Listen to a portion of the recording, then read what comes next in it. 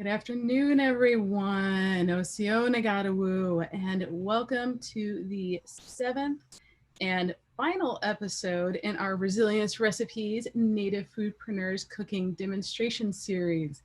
Galiele ga Jijidoa, Dr. Courtney Lewis Dagwadoa, Jijalagi. I'm Dr. Courtney Lewis, and I'm a citizen of the Cherokee Nation. I'm the current Andrew W. Mellon Visiting Professor of Justice, Equality, and Community in Anthropology at Davidson College. Now, I'm going to pause here for just a moment and hijack this a little bit. For the past month and a half, I've been introducing myself the same way for each video as the Assistant Professor at the Department of Anthropology and Institute for Southern Studies at the University of South Carolina. This week, I can no longer say that. And that is because after decades of work, I'm thrilled to say that I've been awarded tenure. So now I am Associate Professor at the Department of Anthropology and the Institute for Southern Studies at the University of South Carolina. So I just wanted to take a second and say thank you to all of those who supported me along the way. Thank you to the audience for joining me through this whole series. And for coming to help me celebrate today with some amazing food. So today we welcome one of the most foremost Indigenous chefs in the food sovereignty movement, Chef Sherman, better known as the Sous Chef. And Chef Sean has put together a video for us featuring the nixtamalized corn with turkey meatballs, wild greens, and wajapi. Chef Sean is a two-time James Beard Award winner and Oglala Lakota citizen, born in Pine Ridge, South Dakota. He's been cooking across the United States and the world for the past 30 years, with a main culinary focus on the revitalization and the awareness of Indigenous food systems in a modern culinary context. Chef Sean and his vision of modern Indigenous foods have been featured in numerous articles, radio shows, television programs, along with a packed schedule of teaching, speaking, and dinner events, and all of this in addition to his other primary jobs.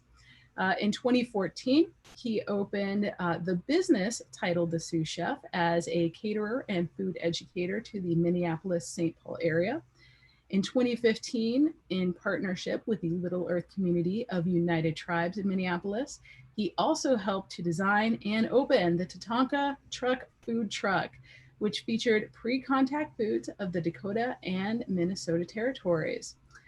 The Sous Chef team works to make Indigenous foods more accessible to as many communities as possible. In order to open opportunities for more people to learn about Native cuisine and to develop food enterprises in their tribal communities, they founded the nonprofit North American Traditional Indigenous Food Systems, also known as NATIS, and are working to launch the first Indigenous Food Lab restaurant and training center in Minneapolis. This introduction is only the very tip of the iceberg for Chef Sean's professional and community-oriented work. I highly encourage everyone who's watching now to visit his website, which will be featured at the end of the video we're going to show. It will also be posted on our website if you'd like to click through the link to learn about the incredible scope of the Sous Chef's work. So welcome, Chef Sean, and thank you for being with us here today for our final episode. Thanks for having me. Been looking forward to it. Oh, me too. And speaking of looking forward to it, can you tell us a little bit about the dish you're preparing? Maybe what makes it indigenously focused or even Lakota focused? Yeah, well, we really try with these kinds of dishes to just think about where we are and the Indigenous food system around us and the different ingredients, pulling from agriculture and pulling from just the wild foods and just some of the simple techniques and just kind of putting together some really simple, delicate flavors into something interesting to kind of create this modern aspect of what is Indigenous food today. Mm-hmm. Well, thank you so much for taking the time to make the video and sharing with us today. For our audience, We will be taking your questions through the YouTube chat window. So feel free to ask questions as they come up, even through the video. If you feel comfortable, you can let us know who you are, where you're from. We would love to know who's participating. And with that, I am going to launch the video that Chef Sean has made for us, showing his recipe again for the nixtamalized corn with turkey meatballs, wild greens, and wajapi. Stay tuned afterwards for our live Q&A period.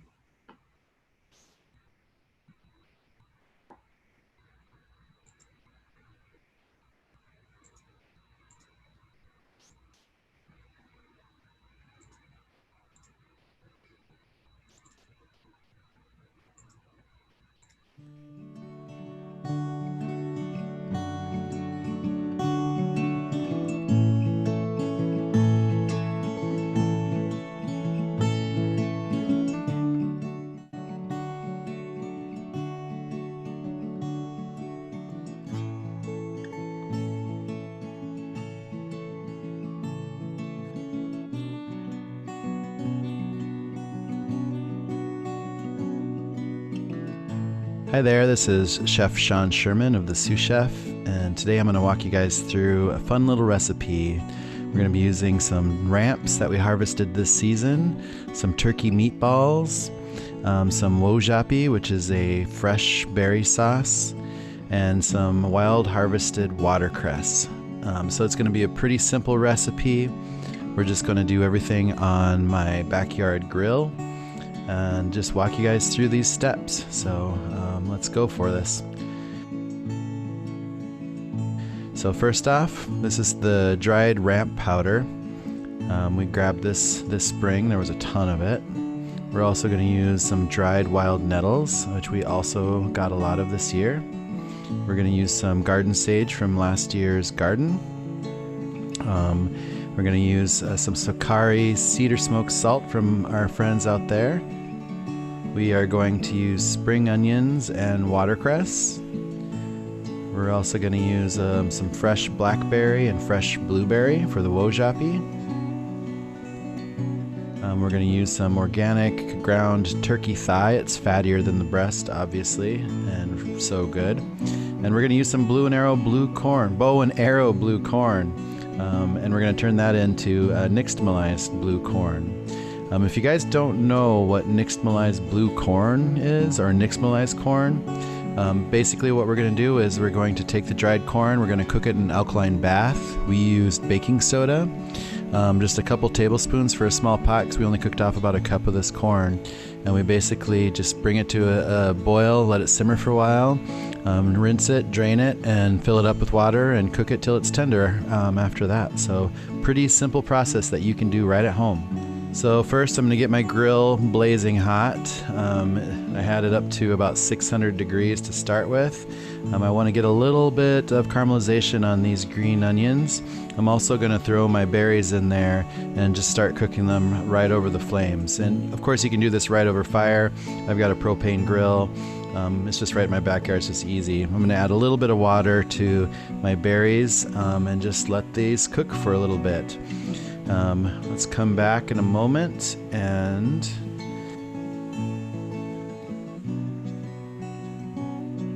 the onions are getting nice and toasted. The berries are starting to burst and get ready to be super flavorful.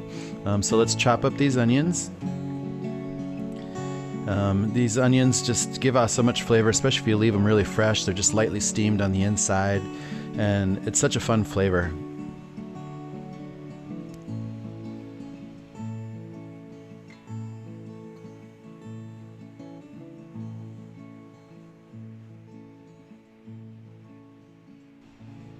Alright, so let's start adding this to our meatball mix. I kind of have all these ingredients ready to go. It's a really simple recipe. So it's going to throw these chopped onions right onto our ground turkey.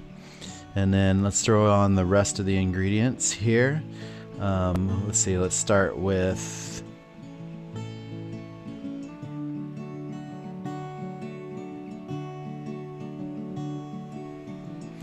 the dried ramp powder. Throw that on there. Let's throw in our dried nettles. It just add so much nutrition and vitamins. You don't really notice it in there too much, but I think it adds a little bit of texture and just makes it super healthy. A little bit of crumbled dried sage leaf for some flavor. It's so good if you guys can grow this in your own garden and just let it out to dry so you have it for the rest of the year following. And I'm going to add a little bit of our cedar smoked salt from our friends at Sakari, just to give it a little flavor. It doesn't need a ton, of course. And then finally, let's add our nixtamalized corn. I took this straight out of the pot. You can see the color change from the blue corn. And it's not overcooked. It's just about perfect right now. And then pretty much all we have to do is just mash this mix up right away.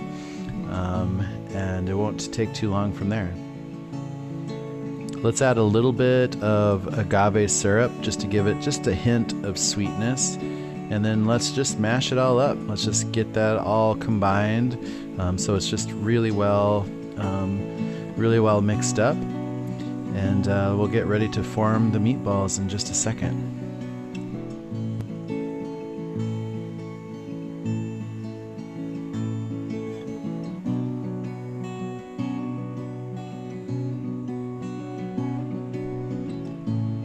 All right, now that we have the meatball mixture, I'm gonna make kind of these oblong, so I guess it's not really a ball, it's more of like a weird football, if you may. But let's just make a few of these hand-formed meat sausage situations. And let's get these ready to throw right on the grill. And like I said, I've got my grill blazing hot right now, and I'm using a cast iron griddle. And I'm just going to add a really nice, it's going to be a really nice coloring on there. You can see the wojapi is bubbling up nicely. I'm going to throw a little bit of sunflower oil right on the griddle, and it's just going to smoke right up because again, that pan is blazing right now. So throw these on, throw the meatballs on there, and let's just let them be. We want to get a lot of caramelization. We want to get them dark, and you can see that they sear super fast. So we're going to want to make sure they're cooked through, of course. So we'll let them kind of just sit and simmer for a while, and then we'll get back to the rest of the recipe in just a moment. It's good to turn these over just a couple of times. I usually turn them over 3 times, and then just get them just nice and caramelized. Like I said, that's where all the flavor is going to be, is that nice crust on the outside, and we want them to be able to be nice and moist on the inside. It's going to be awesome. I'm also adding just a tiny bit of agave syrup to the berries in the water just to give it another hint of sweetness. It doesn't need very much at all. But let's go ahead and plate this. So first off, I'm just going to put some of that super fresh wojapi right at the bottom of this bowl. Then we're going to go ahead and add some of these turkey meatball sausages that we cooked off. I'm going to throw a little bit of some of the onion tops just because it's going to be a nice added flavor and texture for this dish. And then let's go ahead and garnish this with some super fresh peppery watercress. It's going to be so good to complement that sweetness of the berry sauce and the sausage. And these are a little bit of squash blossoms that I pulled right out of my garden. They were ready to go. And I like just eating the flowers fresh. And plus it just, makes the dish gorgeous basically. So let's just go ahead and add that. Add a pinch of salt again. It doesn't need very much at all. And voila, you can't really get much more simple than that. I think it's just a super healthy dish. Plenty of fresh stuff. You're going to get pepper from the watercress. You're going to get that nice corn texture and flavor inside the turkey sausage. And you're just going to have that super fresh wojapi with just a couple of berries and just a hint of sweetness from that agave cooked down, and just a hint of that smoke from the sausages smoking on in there too. So it's going to be just a really fun summer dish. Just giving you guys some ideas on something fun to do for the summer season, and just have fun with it. I just really encourage people to get outdoors and see what kind of fresh greens they can find in their own regions. There's usually something out there, even if it's just dandelions. They're so worth using if you can find a nice clean spot to gather them. I love putting the fresh flowers on there. Pilamaye, I hope you guys enjoyed. Why don't you check out our websites if you want to learn some more information, or pick up our cookbook. Thank you very much. Wopila.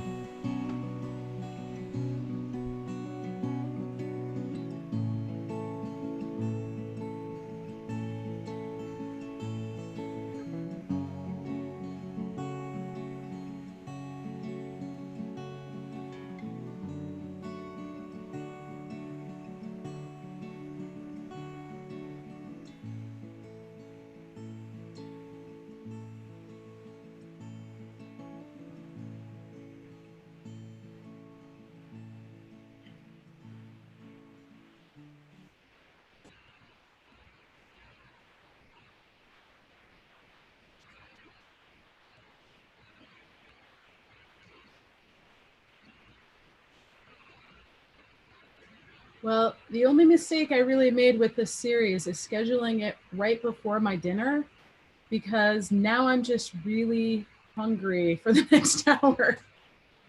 Especially with a meal like that. That was fantastic. And such a great balance of flavors and colors. It just looked beautiful. I could almost smell it through the camera. It just smelled so fresh and delicious. Thank you. Thank you. So we have just a couple of questions about the dish itself, and then we'll move on to some bigger questions. Let me take a look at these. For the dish, could you remind our audience again, for those who aren't familiar, what ingredients you do not use when you're doing your cooking? Yeah, so for the work that we've done to try and focus on indigenous regional foods, we've cut out colonial ingredients. So we're not utilizing any dairy or wheat flour or cane sugar or even beef, pork, or chicken. So proteins, we're using a lot of wild game, a lot of birds and poultry, and a lot of fish that are from the regions that we're cooking in. And you know, with the wild plants, we're just really trying to utilize a lot of wild plants around us. And really just, you know, get to know the nature around us, and just trying to do some of the traditional things. So wojapi is something that I grew up with. It was typically choke cherry when I was growing up, and sometimes it changed into just cans of government blueberry eventually. But you know, there's a lot of things we can really focus on how to make modern indigenous foods using what's around us. So with the wojapi, it's not a particular set of berries, but more a technique of working with berries. Yeah, I feel like traditionally for Lakota, it would definitely be choke cherry, but I feel like there's a lot of berries out there, and I feel like you can, you know, just place any wild or fresh berries into the mix and make it taste like it. So, for example, with the sous chef company, we cater a lot. We make a lot of foods, and you know, especially right now as we're feeding 400 people every single day, we're making literally probably, I don't even know, 50 gallons of wojapi every week right now. Ooh, that is a lot of wojapi and just about enough for me. So that's good. For the nettles that you use, were those stinging nettles or a different kind of nettle? Nope, those are the stinging nettles. They just pop up all over, and they're so sweet and tender in the springtime. And of course, you got to be a little careful when you harvest them. You got to wear gloves. And as soon as you steam them or blanch them right away, then it just takes out all of that stinging nettle stuff. And then we just dehydrate everything because it's just nice to have just a ton of dried, these wild dried foods around to utilize in recipes like that. So you can just grab a handful of something. Just like the ramps, we're processing ramps for a couple weeks straight. It felt like this year, and just drying out tons of them. So now we've got jars and jars of dried ramp product, and we can just use them in recipes all year round. That sounds amazing. And it's so. Do you use a regular dehydrator for the ramps? Because the powder was so brilliantly green. It was just beautiful. Yeah. Yeah, it's pretty gorgeous, and you just you know, dry out. So we'll separate it out because we won't gather as many bulbs. We'll gather a few, Yeah. and we'll kind of take off some of the thicker stems, and then just try to dry the leaves by themselves. And then that leaf will just grind up with a coffee grinder into just a nice thin powder, and you can just sprinkle it on whatever, and it just holds that beautiful color so well. Let's see. I think the last detail question is with the nixtamalizing process. Are you using fresh corn or dried corn when you're putting it in with the baking soda? We are using a dried corn, and we were using a blue corn there from the company Bow and Arrow, based out of Colorado. So it's coming from the Ute Mountain tribe there. But yeah, we just use dry corn. You put it in some water and bring it up to a simmer. You add some kind of alkalizing agent. So you can use wood ash. You can use the commercial cal that you make tortillas and stuff with, or you can use baking soda because it all just nixtamalizes. It just alkalizes the water. And then that's just the start of the process. It's something that's pretty simple. And like right now, again, because we're making 400 meals a day, we're processing, I think, over almost 800 pounds of fresh hominy every single week right now. So a little over a ton, literal ton of hominy every week. Wow. Wow. That is a lot of hours right there. Oh. Well, it's once you get it down, it's not too bad, and we have a commercial kitchen, so we're able to process a lot of food. Yeah, that helps a lot. Yeah. Let's see. So Barbara would like to know if you can use maple syrup instead of agave, or if there's a difference in the type of sugars, if that's going to impact your end product. We use a ton of maple for different recipes. We use a ton of agave for certain recipes too. Agave is obviously cheaper because we're buying pure maple. So we never use like the commercial maple that you'll find at the normal grocery store. That it has to be pure maple. So you don't want maple that's been sweetened with corn syrup or sugars or anything else like that. You want the pure stuff. So we use maple syrup, we use maple sugar. We're able to buy a lot of maple from tribes around here up in Minnesota directly because it's all around us. And it's just a big part of our flavor profile. But growing up on Pine Ridge, we had a lot of agave growing in the Badlands, and they're there in South Dakota. So it's just another one of those ingredients that's around. And we do a lot of, we spend a lot of time down in Mexico. And there's obviously a lot of agave down there. And it's just a nice, clean sweetener. And they're both just much better options than pure white cane sugar. Yeah, yeah. And agave has less of a flavor to it. So if you're not looking to have that maple syrup flavor, then.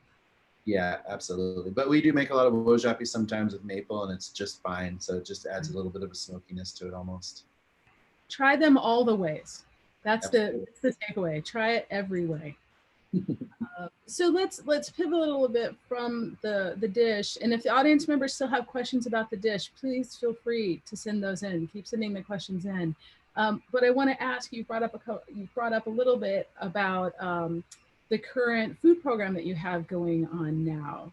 Could you tell us a little bit more about that? It's substantial, so. Yeah, well, it's obviously been an interesting year for a lot of people. So not only did we are still in the midst of the COVID pandemic, which just pulled the rug out from food businesses completely across the globe, really. But then here in Minneapolis, we had the social uprisings because our community member George Floyd was murdered just a few blocks from us where we live. And where our kitchen is right in the center of where a lot of the rioting happened. So literally all the buildings around us are completely burned to the ground in our kitchen on Lake Street in Minneapolis. And when we saw that destruction happening, we were really immediately concerned about the larger needs in our community because a lot of grocery stores got burned down. A lot of that food access just disappeared literally overnight. So we, took kind of just went to see what our kitchen was like, and it was in really good shape still. Nothing had been damaged. So we immediately just put it out there, found some funding. We're working with another local nonprofit called Minnesota Central Kitchen, and we were able to secure some funding to be able to pump out 400 meals every single day for the next, few weeks. So almost through the whole summer, really. And we're just really excited to be able to offer this much needed food and nutrition to our community. And we're just kind of doing what we do is just serving only healthy indigenous foods.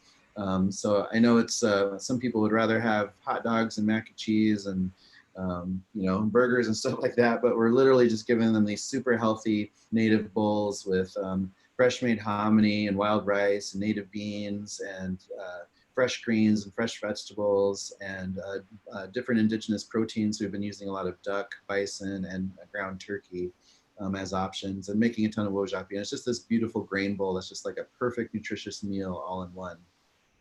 Yeah, that is really a treat. And I think it also shows that we can produce this food indigenously, right? There's kind of an idea that indigenous food is a very specialized food, right? But that's not what it is. It's the food that sustained us, that still sustains us. It's not special occasion food, you know. It's not just something over here, but it's something we use to feed community, right? Absolutely, and it should be an everyday food, and we should be able to have access to this healthy food no matter what, and it should be a mainstay, which is why we're just pumping it out there as fast as we can, and just giving it to any community areas in need. So we've been sending these foods to school systems to support families.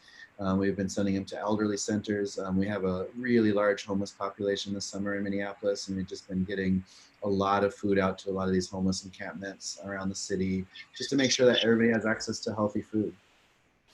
And I know you said that you've been able to secure some funding for this. Is there a way that our audience members can also help to support you feeding the community in this time of crisis?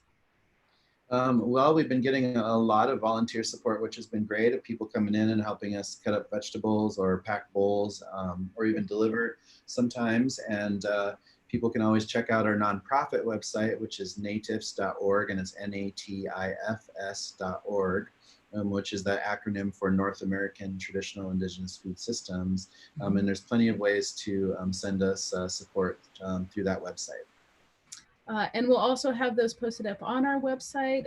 So if our audience members are looking later and don't remember the name, go ahead, come back, and we will have that posted for you all. So related to these questions is the issue of COVID and the food supply chain. So when COVID hit, one of the major concerns was, how do we feed people? Which is a really interesting question that we're asking today. And what happens when the supply chain breaks because of, you know, various things, just in time, inventory, along with many other things. So one of the questions is, how were you all impacted by COVID? Did you have the same kind of impacts of getting food? What was your experience? You know, I think we were a little bit different because we've always really built our food model utilizing local food. So a lot of our local purveyors still had a lot of access to a lot of these foods. But I think overall, COVID has shown us how vulnerable being reliant on industrialized and kind of capitalistic food systems really is. And I think it makes this an even more strong argument as to why it's really important that we really push for a sense of food security and food sovereignty, especially on tribal communities, because tribal communities have for too long been reliant on government issued food, just like I grew up with on Pine Ridge with the Commodity Food Program. And we need to get to a point where we can really make changes and big strides in that, which is a big part of what our whole nonprofit is built towards, of trying to give people education on, number one, identifying what is an indigenous food system, but then also giving people the education of how can we actually start this in real time and bring this out there. So we are in the process of opening up our nonprofit Indigenous Food Lab. It's called the Indigenous Food Lab. In Minneapolis, with the sole purpose of really creating access to a lot of education around this, and to make that education accessible, because we want to be able to see people develop commercial professional kitchens within their community that can focus on healthy indigenous foods that's directly related to whatever tribal community they might be in. So it takes into account their tribe, their culture, their language, their history, the food system around them, and really giving them all the development and support that they need to help create menus and offerings for their community that can be there for the duration of everything. And we just want to be a support center, a development center, a training center, an educational center to make that happen. Because if we can get to that point where we can get tribal communities to have small community gardens, to think about permacultural design, and just put food plants all over the place, especially plants that grow well and have cultural and traditional meanings for us in whatever regions they might be in. But having a commercial trained kitchen to be able to process these foods, to preserve these foods, and to be able to serve these foods on a daily basis to the community for basically everybody. You know, so there's a lot of work to be done, and we really feel like education is going to be this first step of making this happen, and just being role models to be able to work with a few tribes to start with, to really get it out there, and to eventually be able to replicate this and make these systems happen everywhere. Because if we can get the tribes to jump on this, to start to really push to create their own foods, that's going to be the true sense of food sovereignty, and that's going to be the food security. So even a really horrible situation like this global pandemic, you know, will be able to show us how strong we can be if we have control over our own foods. And so a couple of questions about the food lab. What kind of timeline are you looking at right now? And also, is this something where young Native people will come and do internships at the food lab and then take that information back with them? Or are you doing outreach with the community directly? How is that going to work? Yeah, so it's kind of a process, but we have a really clear vision and a clear path of how we're working. So we're starting this very first Indigenous food lab in Minneapolis. So what we have is a really large commercial kitchen that we're going to be able to do kind of the work that we're doing like right now, and getting food out there for the community in mass volumes. So we can have a place where we can teach people how do they make Indigenous food for 400 people a day, you know, and being able to use that as a training situation. We're also creating an Indigenous educational classroom studio. So we are going to be pumping out a ton of video content through the Indigenous Food Lab on topics ranging all over parts of what is an Indigenous food system. So covering topics like Native American agriculture and seed saving and farming techniques, and wild food and ethnobotany, plant identification and foraging and harvesting, and sustainable harvesting, you know, and medicinals and food and culinary and food preservation, and even language and crafting and history, and all those pieces for all age ranges. You know, we'll do a lot of videos for younger ages and a lot of videos for adults, or you know, college age students or whatever they might be. But we just really want to create a place where we can start recording a lot of this Indigenous knowledge. We can bring in a lot of different experts from different areas. So we can have seed savers, we can have farmers, we can have academics, we can have authors, we can have artists, we can have other chefs, and just you know, have a space where we can record and make this all accessible for ourselves as Indigenous peoples. So our goal is to set up this training and educational center, working with tribal communities directly in our vicinity and region first, and helping them, those tribes that want to work with us, and so we can help them to develop a commercial kitchen setting that can do just that same thing for their community. So they can basically have an Indigenous food lab extension within their community. So we will train their employees, we will train their management, give them all the operational knowledge that they need to be able to process this foods, develop menus with them so it makes sense to their community and their tribes, and just be a support center, knowing how difficult food service operations can be. And then our goal is to replicate this Indigenous food lab model and be able to move it around and open them up in cities all over the nation. So, you know, we can be in Seattle, Chicago, Boston, Albuquerque, Denver, wherever.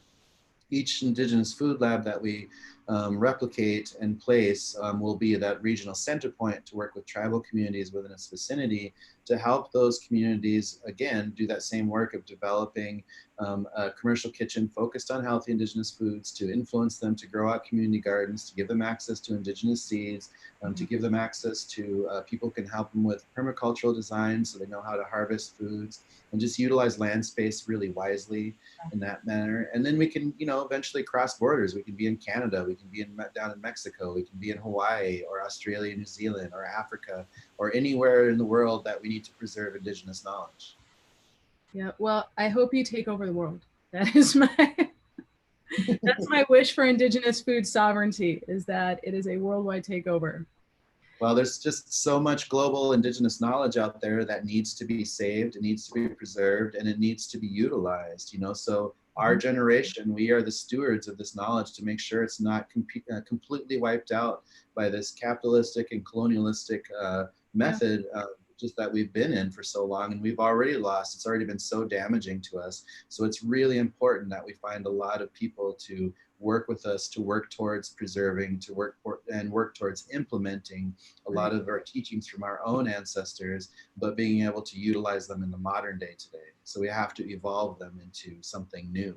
So, but we see a really clear path, and we really hope we can do a lot of impact and work with a ton of people all across the nation. Oh yeah, and protecting this knowledge from appropriation by a capitalist system as well, right? We've seen some lawsuits over seeds. So these kind of issues are things that I think we can really get a hold on before they become even bigger problems, right? And I think the more understanding of all these issues that are out there, and the more people who are aware of them, it'll just be a bigger help create these conversations to have more weight to do what is right. Mm-hmm. So when you're talking to potential young chefs, what are some of the challenges you tell them that they may face in the restaurant industry in general? Because you've done catering, you've done food truck, you've done large scale kitchen cooking. So your scope of experience is pretty wide. So what kind of challenges will young folks expect to face in the industry, but then also are there additional challenges going into serving indigenous foods in particular?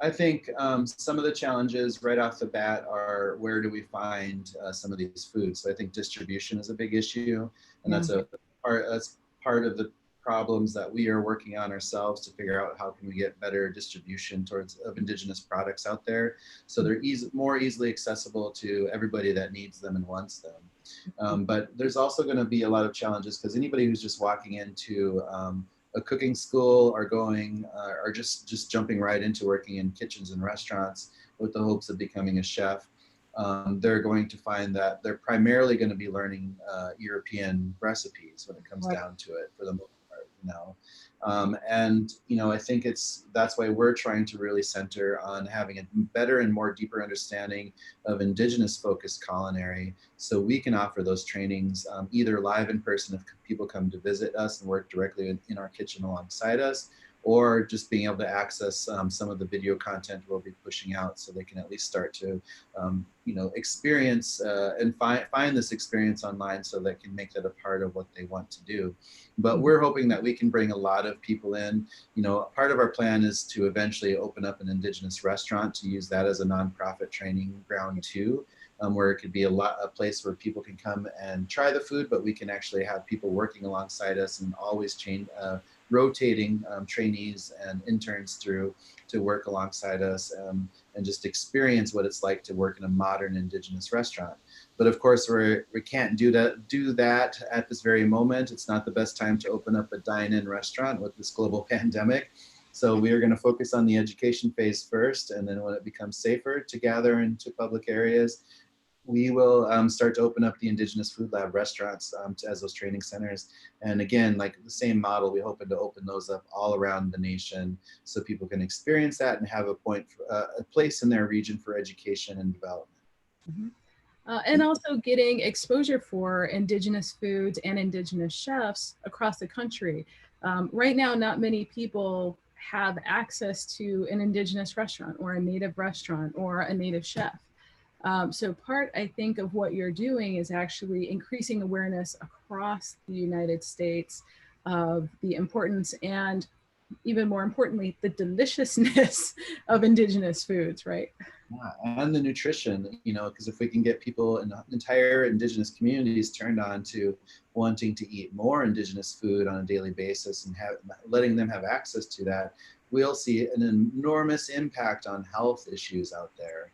Because all of these health issues that we face are literally because of the foods that people are putting into their own mouths, Yes. But it's also because of the access to the foods that they have and the choices that they are making and the comfort foods that have come out of some of these pieces.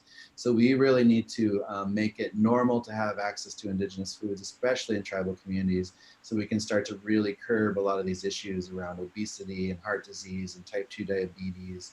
And all of those pieces, and even mental health, when it comes down to it. Because if you eat a more nutritionist, balanced diet, that's going to help with a lot of mental health issues also. So it's just really important and imperative that we're able to, work with lots of people to make this happen across the nation, because our vision is being able to drive across this nation in any direction, stopping at indigenous focused food businesses that represent the land and the community that they happen to be around, so people can experience this crazy amount of diversity that we have all across everywhere. There's so much to explore, because American food should be really defined by all these cultural regions that really have their strongest roots within indigenous history and foods. And then we can start to see this diversity that sits across this entire continent. And it would be exciting for people to start to wake up and to see that for themselves, and to realize that American food isn't pizza and hamburgers, but it's like this vast network of diversity and patchwork of diversity across the board of nutrition and flavor. Well, I'm excited to one day go to your website and see a Google Maps with a whole road trip of just indigenous restaurants around the United States. Absolutely. I definitely need that. And especially I think for people during times of crisis, this is when it's most important to reclaim indigenous foods, right? For all the reasons that you said, not just physical health, but also mental health as we go through this again, right? Right, absolutely. Now, a couple of questions with indigenous food in particular, in your experience with sourcing it, is there a cost difference between having an indigenously focused restaurant versus the standard American diet? And are there other issues you see with sourcing? So for example, one of my favorite fruits are pawpaws, but you can't buy them because as soon as they drop, they start bruising. Like you can't ship them. Like you pretty much have to be there waiting right there and then just eat it, before it starts going bad, right? So are there other kind of impediments? What's the cost? Is that an impediment, or is it maybe cheaper? And then are there other impediments to sourcing indigenous foods? Yeah, and I think something with pawpaw in particular, because if you're able to extract the pulp when it's perfect, and nice and fleshy and just super yummy and aromatic, it does freeze really, really well. But then again, freezing food, if you're not vacuum sealing it, has a fairly short lifespan too, like less than a year, right? And we have tried out a lot of pawpaw as an experiment, but you have to get it just right, when it comes down to it. Yeah. But I feel like you could actually make a lot of pawpaw powder by being able to dry it out and then grind it up into a nice, awesome powder that you can use as a dehydrated fruit, basically. But I think there's a lot of solutions to figure out some of those pieces. But our food model has always been, because we are a commercial kitchen, with businesses within an urban area, that we've prioritized all of our food purchases from indigenous producers first. That's our first tier. So for here in Minnesota, we've been able to buy a lot of wild rice and maple. We work with a few different native farms in our region, so we're able to get a lot of farm product throughout the summer and a lot of veggies. And we want to see more food production come out of it. We hope to be able to buy more indigenous raised proteins, whether they're bison or rabbits or turkeys or ducks or whatever they could be. There's a lot of opportunity out there.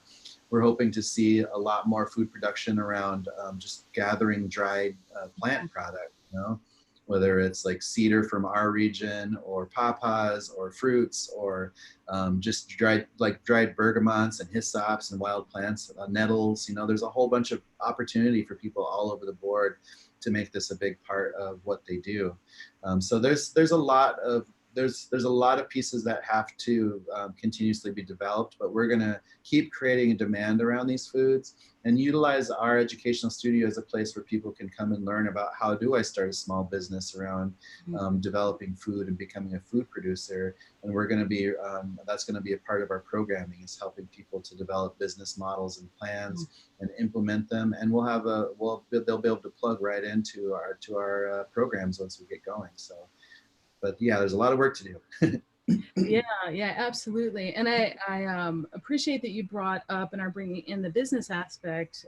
So that's what I look like in my primary research, or what I look at in my primary research is indigenously owned small businesses. And I find that getting the information to people, they're excited about following their dreams, right?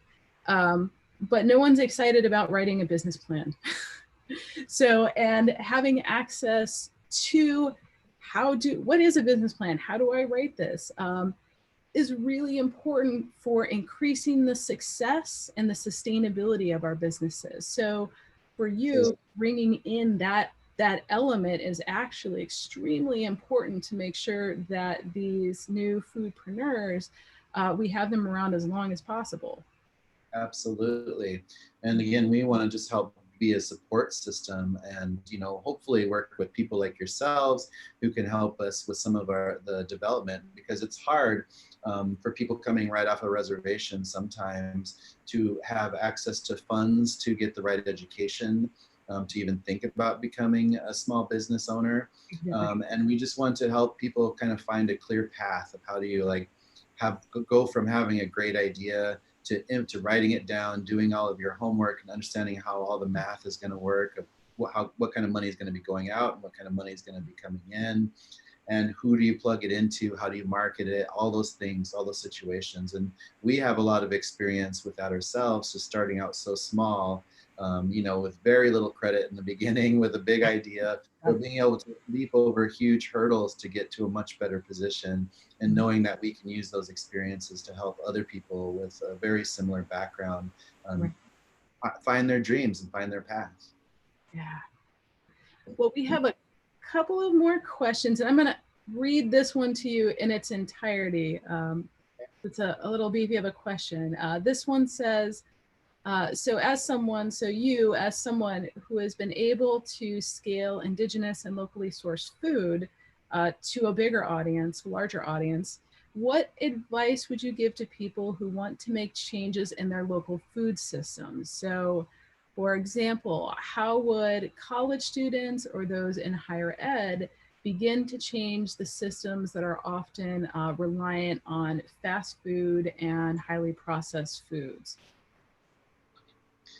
So for college and higher education particularly, we're hoping to that we ourselves with our nonprofit and our Indigenous Food Lab model will get to partner with a lot of our higher education networks like yourselves, because we would be happy to work with those campuses to help them to develop an Indigenous food system operation for their culinary services.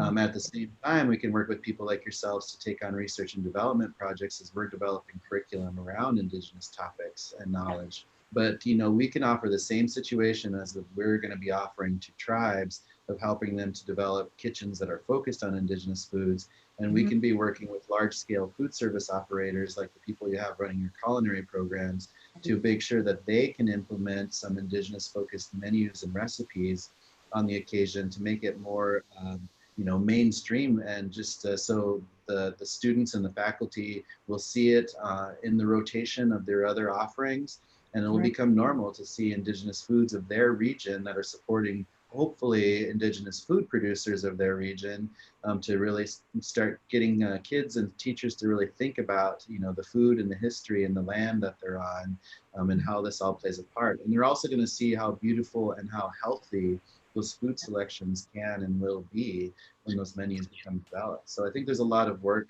to be able to do that, but we can scale this up.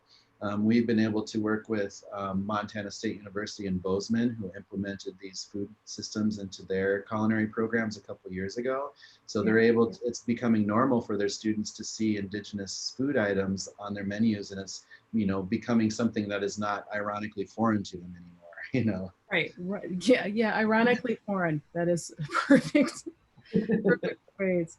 And I just want to remind my students that in both colleges, so this is for both University of South Carolina and Davidson, that this would be a great project for you all to get together, talk with your professors, probably this one, about how we can discuss with universities the possibility of bringing in these programs and bringing in these foods.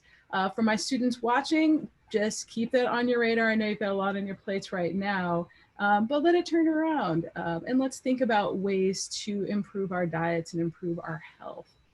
Yeah, and I think it would be a lot of fun to have an Indigenous Food Lab extension right onto campuses, so people would have even just one small kitchen on those campuses to really focus on Indigenous food knowledge education and creating beautiful meals for people to come and try.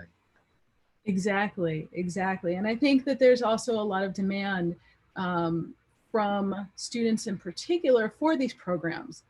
Students want to know how to make the entire food system better. So between those programs, food system programs, which is tied with environmental sustainability, which is tied with the business program, all of these come together in something like an Indigenous food lab. So the amount of benefit it can bring to a campus is actually cross colleges. Mm-hmm. Absolutely. So we look forward to figuring that out sooner than later and working together more often. I hope so too. I hope so. And it's not just because I want all that delicious food, but that is a fact.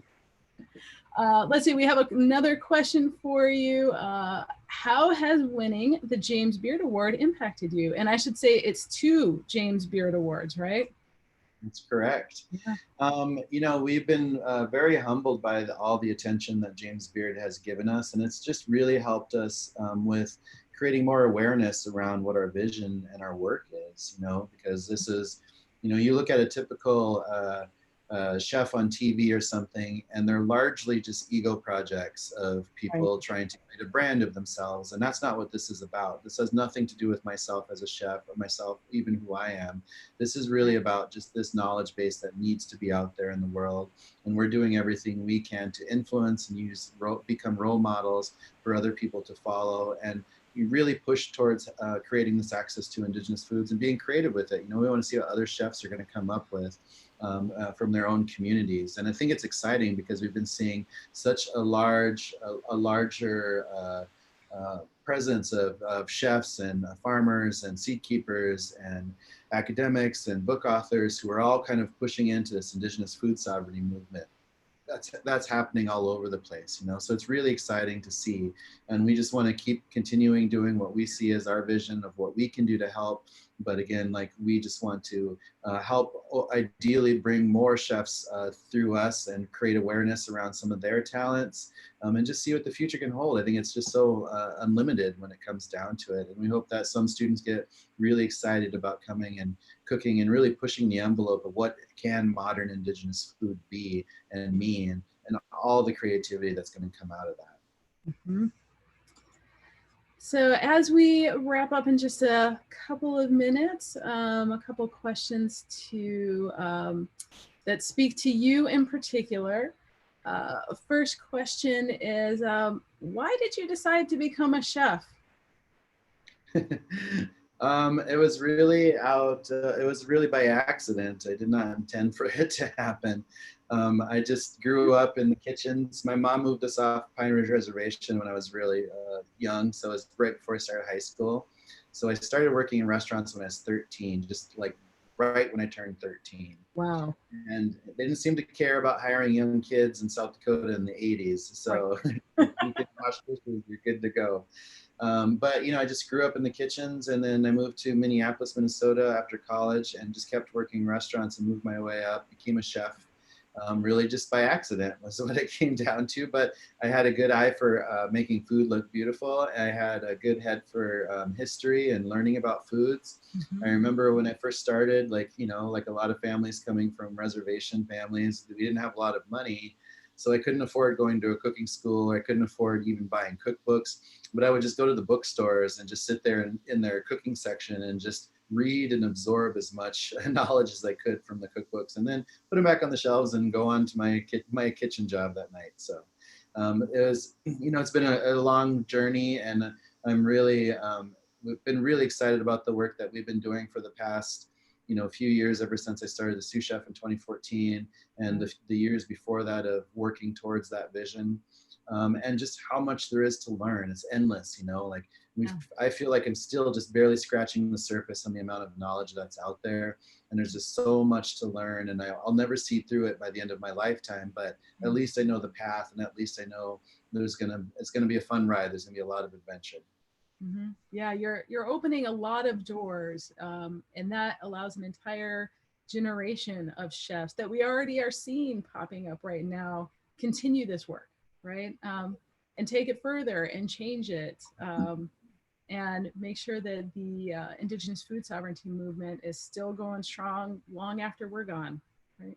Absolutely, because it's about those next generations, not even the generation of kids that are in school right now, it's the ones coming after them. We want to make sure that they can grow up having access to their foods, knowing the difference between their ancestral foods and the fast foods around them, and how they're going to feel if they eat either one of them. And just making sure that they see their community working hard to creating that sense of food security around them by really putting a lot of respect into our natural world around us, and really creating a sense of these, making sure that these foods are going to be able to be passed down, that we really understand again that we are the stewards of this knowledge and this and all of this during this generation, and we have to pass it down for the next generation. Indigenous food sovereignty is activism. Absolutely. Reclamation is resistance. So let's see. All right, so we're getting kind of close to the end. I'm not going to be able to get to everybody's questions. As far as indigenous sourcing of foods, we have a couple questions on that. I'll go ahead and post links to where you can have access to ordering indigenous foods. Let's see. And we will have resources to linking to more videos, those kind of things. We will post those up on the website. So for those of you who are asking, our website will have some resources. The website of each chef usually has resources linking to native businesses and native food suppliers. So you can access those. So we'll post up a couple of links for y'all. And I think last question. So when you are doing your work, what is your favorite part of the process of being a chef? Is it gathering food? Is it tasting food, creating the food? Is it planning the meal? Is it serving? What is the part you most look forward to? I think as we started these businesses and we challenged ourselves as a culinary group to try and only use indigenous ingredients of our region and really make food taste like where we are, and being able to do that and experience that all over the nation, whether we're in the Southeast or whether we're up in the Northeast or the East Coast or up in our areas or way up in Alaska or deep down in Mexico. And like there's so much to explore for every single unique, diverse region. And it's just been a lot of fun to think about food in that decolonized perspective and be able to think about how much possibilities we have there by really truly taking the time to learn plants. And even in areas that are completely foreign to me, like it's just so fun to go outdoors with people that know those regions, to learn about the plants, to taste things in real life, and to be able to figure out like, how can we use this on a plate? What can we do with this to make this fun and interesting and cool, and just having fun with it, because food should be fun, and food is something that opens up people's minds. It's really something that carries a lot of weight because it's the stories that are attached to these foods. All of our traditional foods have such deep, rich stories, and we're able to tell those stories through these foods, and it's really fun to see people just start to wake up and to think that we just need to see this everywhere. It should be so normal to have indigenous focused food businesses all over the place, and we're not quite there yet, but we're going to get there. Yeah, and I think you hit on a key point with indigenous foods have stories, right? So it's never just about the food, right? You have to know the stories behind the food in order to understand the food, in order to really taste the flavors of the food. So it's not just about going out and just grabbing some ramps and throwing them up, but really learning, as you did with a lot of your self-taught, the entire context of the food, right? Yeah, absolutely. Taking the time just to explore your own regions, going outdoors, learning the names of the plants, taking the time to dry things and dehydrate so you can have things for the whole year, all those kinds of things. Like just create your own pantry that's indigenous to the region that you're in and play with those flavors. There's so much to explore. Well, you already blew my mind with the dried and powdered pawpaws. So I have already learned something, and now I've got ideas. I've got ideas. I have. Yeah, I've got access to 2 very young pawpaws, but soon pawpaw powder. Well, we are just about out of time. So I want to thank you again for helping us to wrap up this series. with creating and sharing this video with us and answering all of our questions about Indigenous food, but also more broadly, how to support the Indigenous food sovereignty movement as a whole. Because again, it's more than just the food, right? We need to actually have this movement, and it needs to be worldwide. So, and I think that it's great that it's starting in Minneapolis right now. But we're definitely looking forward to seeing more of what you're doing in the future. Again, for our audience, we will post some resources. So thank you again, Chef Sean. And since this is the kind of grand finale of our series, I just want to one last time personally thank the people who have made this series possible.